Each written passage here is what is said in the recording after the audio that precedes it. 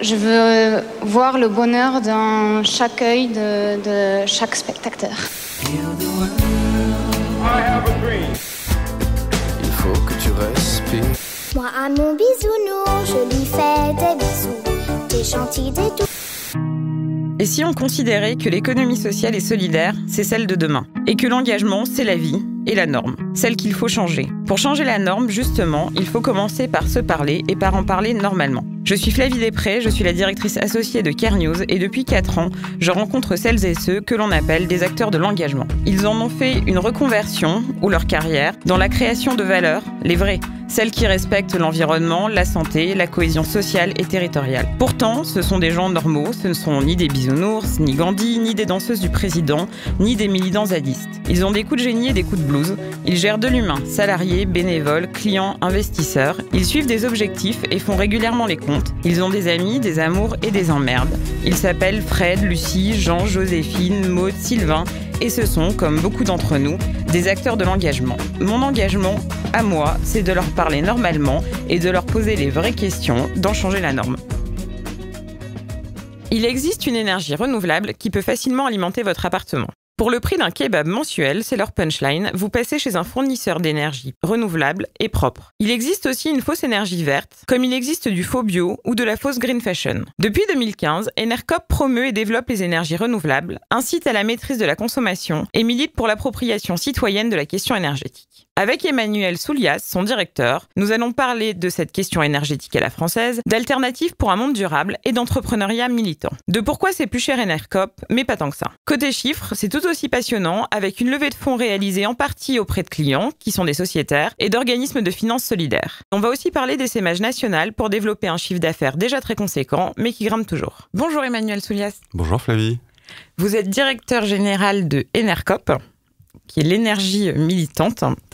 Je voulais vous recevoir aujourd'hui pour parler de plusieurs choses. Donc, on va parler de votre entreprise, de business, de l'énergie et également d'éthique, d'écologie. Si vous le voulez bien, j'aimerais bien que vous me retraciez en quelques phrases la genèse d'Enercop, parce que c'est une vieille entreprise pour le secteur de l'ESS. Elle a 14 ans, donc vous avez dû voir le secteur évoluer. Alors, comment c'est né et comment ça bouge depuis 14 ans ? Alors Enercop est né à la faveur de l'application d'une directive européenne qui visait à libéraliser le secteur de l'énergie en Europe. Et donc on est passé d'une situation où EDF avait un monopole de la fourniture d'électricité à un secteur ouvert, concurrentiel.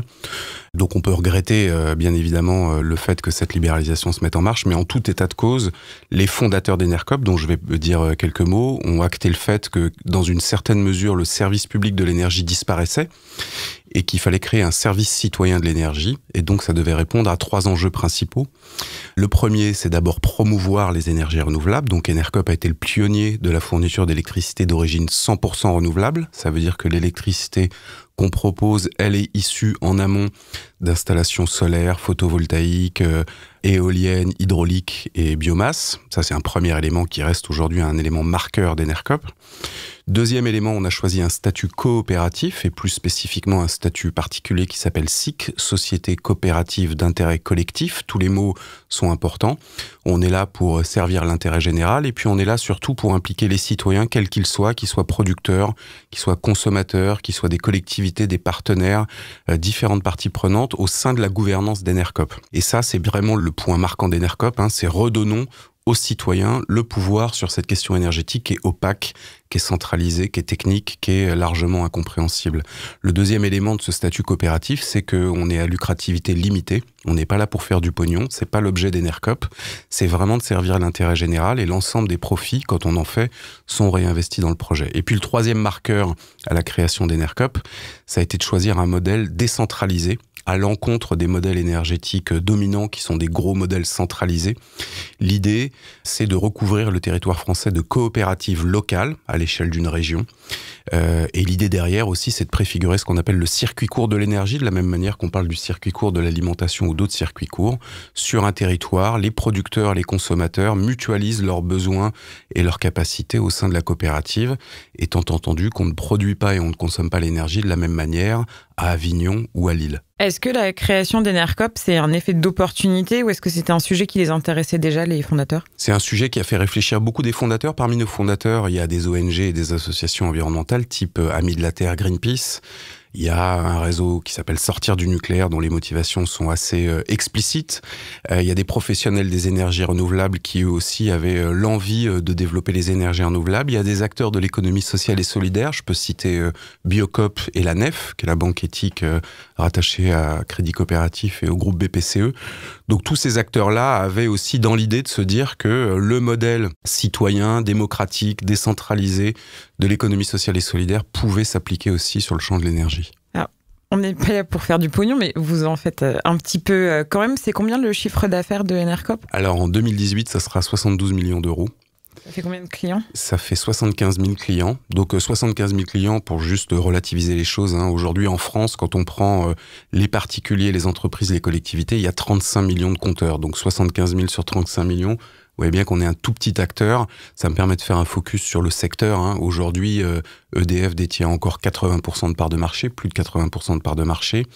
Et puis à côté d'EDF, il y a des géants de l'énergie, des géants mondiaux, type Total, type Engie, Eni, Butagaz, et puis de nouveaux acteurs qui ont aussi des capacités financières fortes. Je pense notamment à la grande distribution, Casino et Leclerc, qui chacun ont lancé une offre d'électricité. Si on fait un peu de prospective et de science-fiction, c'est pas totalement absurde d'imaginer qu'un jour les GAFA, qui investissent massivement dans les énergies renouvelables, aussi proposent une offre. Voilà, donc il y a un secteur qui est encore détenu majoritairement par l'ex-acteur monopolistique, des géants et plein de petits acteurs, parmi lesquels Enercop. Pourquoi est-ce que les gens vous choisissent ? Pourquoi les gens nous choisissent ? Parce que d'abord, on est un modèle relativement unique dans ce panorama des fournisseurs de l'énergie. D'abord, on est le seul acteur à appartenir à l'économie sociale et solidaire. Donc, pour certaines personnes, c'est important. On est le seul acteur à bénéficier d'un label qui s'appelle ESUS, Entreprise solidaire d'utilité sociale, qui dit bien aussi qu'on est là pour servir l'intérêt général. Et puis, on est le seul acteur à avoir un modèle d'approvisionnement qui soutient directement le développement des énergies renouvelables. Et j'y reviendrai si vous le souhaitez, puisqu'on fonctionne aujourd'hui en contrat direct avec 240 producteurs qui sont également sociétaires de la coopérative. Donc la coopérative appartient aujourd'hui à ces 40 000 sociétaires. Donc les gens qui nous rejoignent savent où va leur argent. Pour 1 euro versé à Enercop, en toute transparence, on sait qu'on soutient le développement des énergies renouvelables, qu'on paye relativement mieux des producteurs d'énergie renouvelable dans une démarche de commerce équitable. On sait qu'on ne verse pas son argent à une structure qui rémunère des fonds de pension ou des intérêts privés. On sait qu'on ne rémunère pas une structure qui fait de l'évasion fiscale. Donc il y a un espèce de panorama de valeurs ajoutées environnementales, sociales, éthiques qui effectivement nourrissent l'attractivité d'Enercop. Pas encore à mon goût, mais ça ne saurait tarder grâce notamment au reportage que vous faites aujourd'hui. Pourquoi est-ce que c'est plus cher Enercop ? Alors pourquoi est-ce que c'est plus cher ? On assume le fait d'être plus cher. Aujourd'hui, en moyenne, pour un foyer de 4 personnes, notre offre est de 15 à 20% plus cher que les tarifs réglementés de vente d'EDF. Ça veut dire en moyenne, là aussi c'est très compliqué, ça dépend de si on a un chauffage électrique, ça dépend de la surface, ça dépend de plein de choses, ça veut dire 8 euros de plus par mois. C'est-à-dire un peu plus qu'un kebab, un peu moins qu'un paquet de cigarettes. Donc ça relativise aussi le surcoût qu'on met dans sa facture d'électricité. Nos clients, en fait, sont plus que des consommateurs, ce sont des consommateurs. Ils veulent donner du sens à leur achat d'énergie comme ils donnent du sens à des achats autres. Pourquoi on est plus cher ? Parce qu'on rémunère mieux nos producteurs. On rémunère mieux nos producteurs, on met en place avec nos producteurs des contrats moyens ou longs. La durée moyenne d'un contrat avec un producteur, c'est 3 ans et demi. On a certains producteurs avec lesquels on s'est engagé sur 10 ans, parfois même 20 ans, 30 ans. Et on valorise plusieurs choses. On valorise le fait que les producteurs doivent rénover leur installation. On valorise des projets qui ont été financés par des citoyens ou par des collectifs ou des associations ou des sociétés d'économie mixte. Et on privilégie la relation sur la durée. Donc en réalité, notre coût d'approvisionnement est relativement supérieur au coût d'approvisionnement de nos autres concurrents. Et ça se répercute sur le prix. En termes de panorama international, la France, elle est comment au niveau de l'énergie propre et de l'accès à l'énergie verte ? Il y a plusieurs manières de répondre à ça. Déjà, en France, vous le savez, on a une particularité forte, c'est que 75% de notre électricité en France est d'origine nucléaire. On est le pays le plus nucléarisé au monde. Donc la question du développement des énergies renouvelables, elle est très nettement influencée et compromise par cette spécificité nucléaire. En gros, on investit beaucoup plus aujourd'hui dans le nucléaire et encore malheureusement dans le charbon et les hydrocarbures qu'on investit en R&D, en développement, en innovation dans les énergies renouvelables. En revanche, dans le monde entier, ça se développe et il y a tout lieu d'être confiant parce que derrière tous ces financements, il y a des investisseurs. Les investisseurs, on peut leur reconnaître une chose, c'est qu'ils sont pragmatiques, ils recherchent un retour sur investissement. Et aujourd'hui, les énergies renouvelables ont atteint une maturité technologique et économique qui devient supérieure à celle des hydrocarbures et du nucléaire. Donc c'est une question de temps. En France, il y a un prisme particulier qui est celui du nucléaire qui empêche que ça aille plus vite. La loi transition énergétique de 2015 et la petite loi énergie qui est en train d'être soumise au Conseil des ministres essayent d'aller un tout petit peu plus loin dans ce domaine, mais on est vraiment un peu à la traîne par rapport à ce qui se passe dans le monde entier. Et puis le deuxième aspect, c'est que nous, on a choisi un statut coopératif. J'ai dit qu'Enercop était le seul fournisseur à avoir un statut coopératif en France. C'est pas du tout le cas ailleurs dans le monde.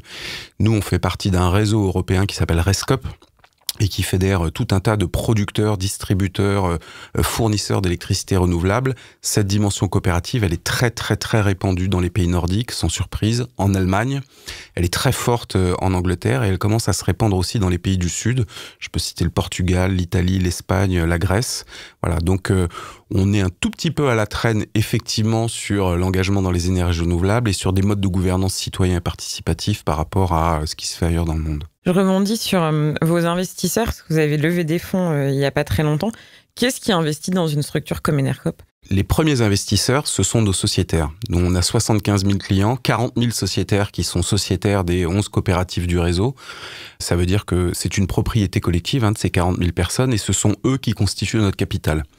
On a un capital qui frôle les 20 millions d'euros et c'est gage de notre indépendance financière. C'est-à-dire que ce sont essentiellement des individus, des personnes morales, des personnes physiques qui prennent au moins une part au capital d'Enercop qui est à 100 euros. Régulièrement, chaque année, on fait des levées de fonds, on s'adresse à nos sociétaires. En 2018, on a levé 2,4 millions d'euros auprès de 40 000 sociétaires. Donc c'est un motif de satisfaction pour nous. Ça veut dire que nos sociétaires croient au modèle, ça veut dire qu'ils continuent de le soutenir. Et ça, c'est très intéressant. Et puis, il y a 2 ans, on a fait une levée de fonds plus institutionnelle. On s'est adressé à des financeurs de l'économie sociale et solidaire et de la finance solidaire. Donc je peux citer Maïf, France Active, le Fonds Noves, le Comptoir de l'innovation, Mirova, j'en oublie très certainement. Et on a émis des titres participatifs et donc on a choisi effectivement de recourir à des financements plutôt éthiques, plutôt solidaires, plutôt affinitaires dans le monde de l'économie sociale et solidaire. Il y a des investisseurs que vous auriez refusés ?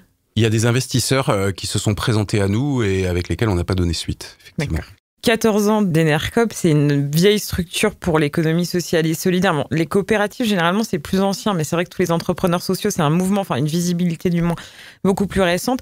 Qu'est-ce que vous avez vu changer en une décennie d'économie sociale et solidaire ? Ça évolue très lentement, en réalité. Ça évolue très lentement. Il y a un portage politique qui se fait. Il y a eu un ministre qui s'appelait Benoît Hamon. Il y a eu des secrétaires d'État. Aujourd'hui, il y a un haut commissaire à l'économie sociale et à l'innovation sociale. Donc il y a une volonté politique, mais qui se fait un petit peu du bout des doigts. Les raisons, j'arrive pas bien à les expliciter. Pourtant, quand on s'assoit et quand on prend du recul, il y a beaucoup de valeur ajoutée à ce système économique-là, qui partage la valeur, qui est respectueux de l'humain, qui vise une gouvernance démocratique et puis surtout, qui répond à des enjeux essentiels. Et on a souvent cantonné l'économie sociale et solidaire à la réponse à des enjeux plutôt sociaux ou de précarité ou de situations difficiles. Non, il y a des pépites dans l'économie sociale et solidaire, Enercop bien évidemment, mais d'autres aussi, qui essayent d'inventer un nouveau modèle. Alors pourquoi ça se développe pas plus ? Je pense qu'il y a un enjeu autour du financement. C'est-à-dire que la première chose, c'est qu'on propose pas des retours sur investissement ou des taux de rémunération du capital significatifs, parce que c'est pas dans nos ADN, c'est pas aussi statutairement ce à quoi on est mené. Et puis, je pense que on raconte une histoire qui est encore empreinte peut-être d'un sentiment de répondre à la misère du monde et pas suffisamment de répondre à des enjeux d'innovation. Donc ça évolue. On voit que l'ESSIC, le statut de société coopérative d'intérêt collectif qui finalement a été créé il y a peu de temps, se développe énormément. Il y a beaucoup d'entreprises aussi qui sont reprises par leurs salariés sous un statut SCOP. Donc je pense que ça se développe, pas suffisamment rapidement à mon goût et probablement pas au goût de tous les acteurs qui promeuvent l'économie sociale et solidaire. Voilà. Mais je pense que c'est aussi liées à des situations, à des contextes socio-économiques. Et la crise qu'on vit aujourd'hui, par exemple, autour de la question de l'énergie, de la juste répartition des richesses, de l'équité fiscale, de la place de l'entreprise sur un territoire et au sein d'un pays, vont faire émerger le fait que l'économie sociale et solidaire peut être un levier pour répondre à ces enjeux. Vous êtes militant, vous êtes une structure militante sur un secteur qui est quand même politiquement glissant, enfin, où il y a beaucoup de débats. Est-ce que vous avez eu des bâtons dans les roues en proposant ce nouveau type d'énergie ? On peut dire que la régulation du secteur de la fourniture de l'énergie est pas forcément très propice à l'émergence de la concurrence. Ça, c'est un premier point. C'est un secteur d'activité très technique, très réglementé, qui demande beaucoup de capital, qui demande beaucoup de compétences techniques. Donc, il n'est pas de nature à faire émerger des solutions nouvelles. Dans le secteur de l'énergie, c'est un peu technique aussi, mais il y a 3 parties prenantes principales dans l'analyse du cycle de vie. Il y a les producteurs qui en amont produisent l'énergie. Il y a les fournisseurs comme nous qui vendent l'énergie à des clients finaux. Et puis entre les deux, il y a un réseau de distribution qui s'appelait ERDF, qui s'appelle Enedis, et qui est un acteur incontournable aujourd'hui, que ce soit pour les producteurs et les consommateurs avec lesquels on doit travailler. Je peux juste signaler qu'Enedis, on travaille très bien avec eux, mais c'est une propriété à 100% d'EDF.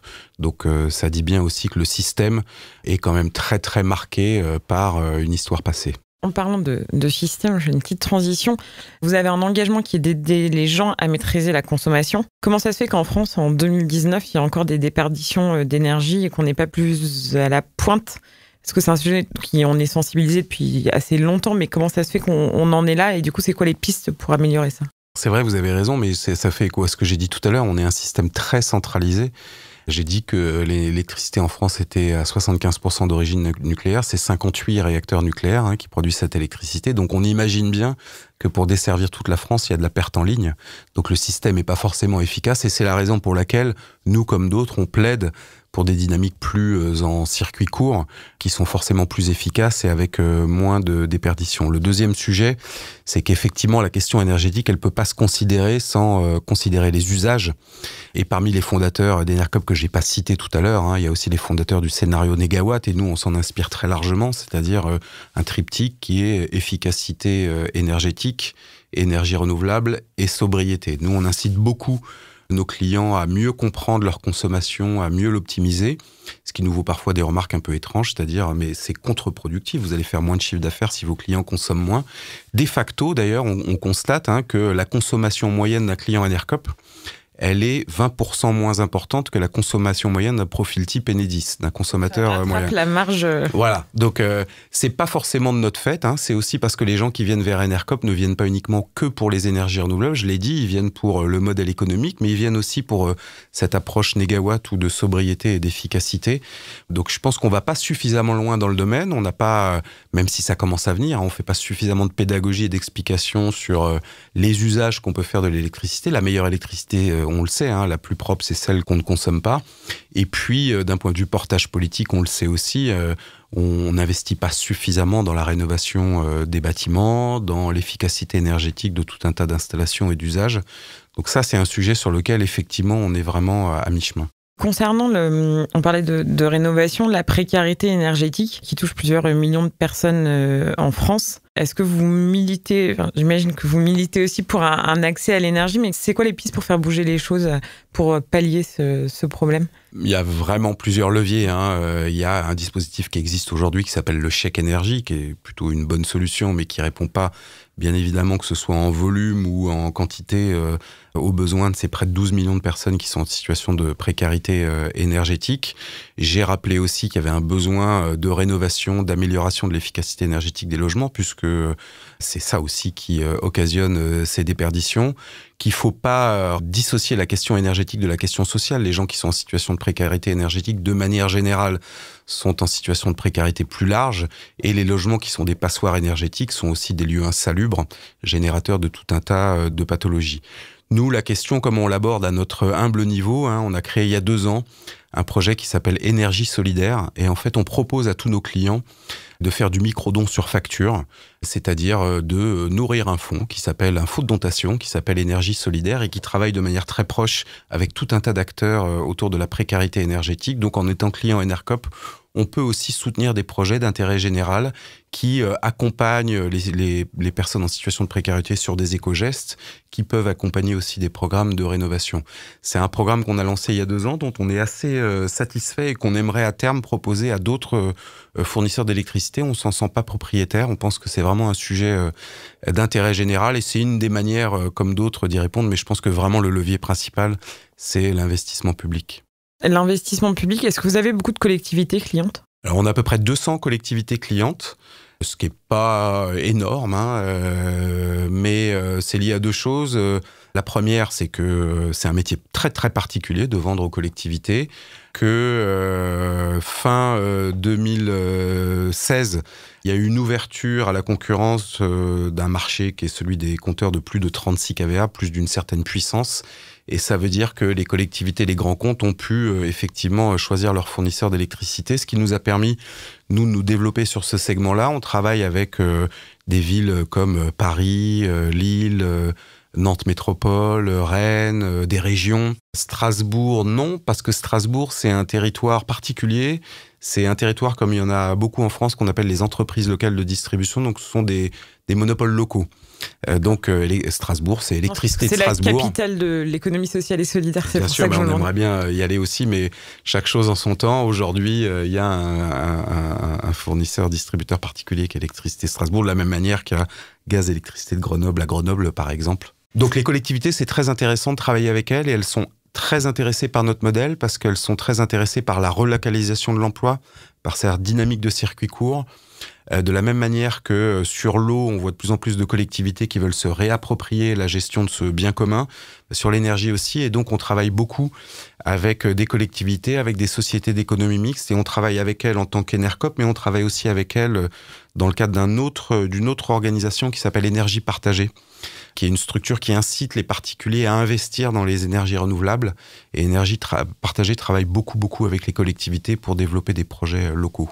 Et les clients privés, vous avez donc tous les particuliers qui sont sociétaires et ouais. Vous avez des grosses entreprises aussi ? J'ai dit qu'on avait à peu près 75 000 clients. En gros, sur ces 75 000 clients, on a 12% de ces 75 000 clients qui sont des collectivités, des entreprises, des PME, des associations. Donc, il y a un peu de tout. Il y a à peu près toutes les ONG, les associations environnementales, beaucoup de structures de l'ESS, pas mal de PME et quelques grandes entreprises qui commencent à nous rejoindre, donc des grandes entreprises de l'économie sociale et solidaire. Je peux citer la Maïf, je peux citer le groupe UP, ex-chèque déjeuner, je peux citer Vive, qui est une structure qui rassemble Harmonie Mutuelle, MGEN, MNT notamment. On a d'autres signatures moins évidentes. Je peux citer par exemple Tesla ou TF1. Voilà, donc on a de plus en plus d'entreprises qui sont attirées par notre modèle parce que derrière, il y a la réflexion de comment choisir son fournisseur d'électricité, il y a comment soigner ma RSE, ma responsabilité sociale d'entreprise. Donc soit c'est de l'image, soit de manière plus explicite, c'est réduire mon bilan carbone. Et aujourd'hui, Enercop est le fournisseur qui propose le bilan carbone du kilowattheure le plus faible du marché. Mais il y a aussi un attrait pour cette transparence autour de comment et par qui est produite, transportée et consommée l'énergie. Est-ce que vos clients ont des exigences de transparence ? Alors oui, ils ont des exigences de transparence. S'ils ont rejoint la coopérative et s'ils ont pris une part au capital de la coopérative, ils entendent effectivement savoir comment sont prises les décisions stratégiques, voire même y participer. Ils entendent connaître la manière dont est gérée l'entreprise et pouvoir valider les comptes, ce qu'ils font chaque année en assemblée générale. Ils ont besoin de comprendre avec qui on travaille. Donc nous, on est très transparent. Quand vous allez sur le site d'Enercop, je pense qu'aucune entreprise de notre secteur donne autant d'informations que ça, qu'il s'agisse de nos producteurs qui y sont, qu'il s'agisse de nos comptes, qu'il s'agisse de nos investissements, de qui sont nos salariés, de comment fonctionnent nos salaires. On comprend cet appel à la transparence et on essaie d'y répondre. Et sur donc le produit que vous vendez, parce que comme il y a la green fashion chez des grandes enseignes de fast fashion, il y a aussi de la green energy chez des gros... Donc il y a un contraste en fait entre la grosse structure à lucrativité non limitée. Et comment vous vous positionnez par rapport à ces offres propres, ces sous-offres, je sais pas comment. Ça, c'est un vrai sujet qui est un peu technique, mais aujourd'hui, effectivement, il y a une recrudescence des offres vertes d'électricité, et il y a offres vertes et offres vertes en réalité. Pour aller plus loin, je vous engage à consulter le classement de Greenpeace, qui a été fait en septembre 2018 et qui classe les fournisseurs d'électricité en fonction de ce sujet-là. Et on est classé offre vraiment verte. Et je vous engage aussi à lire les productions de l'ADEME, qui a qualifié d'offre premium l'offre d'Enercop en termes de verdure ou verdissement. Je ne sais pas comment on le dit. En gros, il y a 2 systèmes aujourd'hui. Il y a le système qui est le nôtre, c'est-à-dire on achète directement l'électricité à nos producteurs. Et puis il y a un autre système qui est le système énormément répandu où je peux acheter de l'électricité n'importe où, l'électricité grise, l'électricité nucléaire, l'électricité fossile, de l'électricité renouvelable. Et à côté de ça, sur un marché parallèle, qui est un marché européen, j'achète ce qu'on appelle des garanties d'origine, qui sont un peu des certificats verts ou des étiquettes vertes. Et aujourd'hui, la réglementation en France, pour pouvoir employer le terme offre verte, demande juste à ce qu'on produise ces garanties d'origine. Voilà, c'est comme si vous achetiez une pomme phosphatée, glyphosatée à fond et que vous mettiez un label AB dessus et vous avez une pomme biologique. C'est exactement pareil sur le système de l'énergie. Donc il y a un peu une supercherie et une tromperie du consommateur qui, normalement, lorsqu'il achète une offre verte, il pense qu'il contribue au développement des énergies renouvelables. C'est pas du tout le cas avec ce système. Et le deuxième effet un peu qui se coule de tout ça, c'est que ces fournisseurs qui achètent cette électricité, ils l'achètent essentiellement à EDF et ils achètent essentiellement de l'électricité nucléaire dans le cadre d'un dispositif qui s'appelle l'AREN, et ils l'achètent pas cher. Pour vous donner des chiffres précis, aujourd'hui, je suis un fournisseur nouveau rentrant dans le marché. J'achète une partie significative de ma production nucléaire à EDF à 42 € le mégawattheure. J'achète une garantie d'origine d'un barrage norvégien amorti depuis 30 ans à 2 € le mégawattheure. Et donc, mon coût d'approvisionnement est de 44 €. Nous, on achète à nos producteurs en moyenne à 60 € le mégawattheure. Donc, ça explique le surcoût et ça explique aussi cette différence entre offre verte et offre moins verte. Donc, il y a aussi de la fausse énergie verte. Il y a de la fausse énergie verte. Il y a du faux bio, du faux green et de la fausse énergie verte. Bon, la bonne nouvelle, c'est qu'il y a un classement où on peut se retrouver et que vous garantissez donc cette énergie verte de bout en bout. Voilà. Le temps a passé très vite, donc on va aborder les petites questions de la fin du tac au tac. Il faut répondre rapidement et en une phrase ou un mot. Okay. Quelle est la raison d'être d'Enercop ? La raison d'être d'Enercop, c'est de contribuer à la transition énergétique sur les territoires et avec une implication forte des citoyens. L'homme ou la femme politique que vous voudriez convaincre ?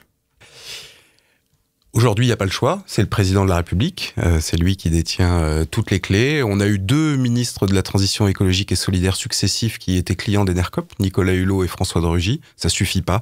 Donc, c'est à ce niveau-là qu'il faut essayer de porter nos messages. J'ai une question de côté. Est-ce que le ministère de la transition écologique est client ? Non. Merci. La taxe que vous aimeriez inventer ? La taxe que j'aimerais inventer, la taxe sur les transactions financières. Le patron du CAC 40 que vous pourriez être ? Alors là, bonne question. Je ne connais pas les entreprises qui sont au CAC 40. Donc un jour, si Enercop rentre au CAC 40, mais c'est impossible. Non, j'ai pas de réponse rapide à la question. Désolé. Pas grave. Et la somme pour laquelle vous tairiez un scandale politique ? Pas de somme déterminée. Voilà. Merci beaucoup. Merci d'avoir écouté jusqu'au bout cet épisode. Changer la norme, le podcast de Care News se retrouve sur SoundCloud, iTunes, Spotify et partout la technologie à l'heure de nous mener. N'hésitez pas à nous suggérer des invités, à faire des commentaires, à diffuser autour de vous et à noter ce podcast afin de vraiment changer la norme. Merci.